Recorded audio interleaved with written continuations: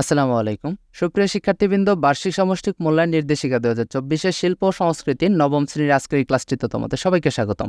আজকের ক্লাসটিতে আমরা বার্ষিক পরীক্ষা পাঠ্যক্রম, মূল্যায়ন কাঠামো, শিক্ষণকালীন মূল্যায়ন এবং সামষ্টিক মূল্যায়নের সর্বশেষ প্রশ্নপত্র সম্পর্কে আলোচনা করব। প্রথমে আমরা দেখতে পাচ্ছি জানার মাঝে অজানারে করেছি সন্ধান।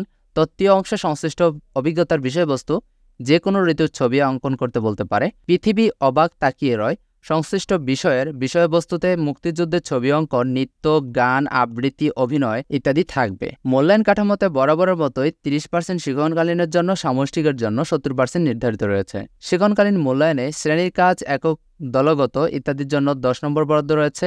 বইয়ের নির্ধারিত স্থানে লেখা, ছক বা ছবি পূরণের জন্য 10 নম্বর বরাদ্দ রয়েছে। বাড়ির কাজ শিক্ষক নির্দেশিকা অনুসারে 10 নম্বর বরাদ্দ রয়েছে। এ হচ্ছে তোমাদের 30 নম্বরের শিক্ষণকালীন মূল্যায়নের মানবন্টন। এবার আমরা সামষ্টিক মূল্যায়নের যে মানবন্টনটি রয়েছে জেনে নিব। আইটেমের নাম: চারুকলা, সঙ্গীত, নৃত্য, অভিনয়, যন্ত্রসঙ্গীত যে কোনো একটি বিভাগের ব্যবহারিক কাজ দেওয়া থাকবে। একটি প্রশ্নই থাকবে, একটিরই উত্তর দিতে হবে। টোটাল 20 মার্ক থাকবে এখানে। বন্ধুখাতা প্রদর্শনের জন্য তোমরা পাচ্ছ 15 নম্বর এবং তত্ত্বীয় অংশে অতি সংক্ষিপ্ত প্রশ্নোত্তরের জন্য 15টা প্রশ্ন থাকবে, 15টারই উত্তর দিতে হবে। 15টা প্রশ্নের জন্য 15 মার্ক পেতে যাচ্ছ।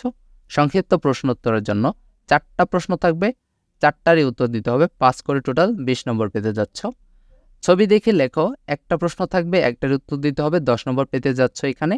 আর রচনামূলক প্রশ্নের উত্তরের জন্য 2টা প্রশ্ন থাকবে, 2টার উত্তর দিতে হবে। এই হচ্ছে টোটাল 20 নম্বর। এই তোমাদের 100 নম্বরের পরীক্ষা 3 ঘন্টা ব্যাপী অনুষ্ঠিত হবে।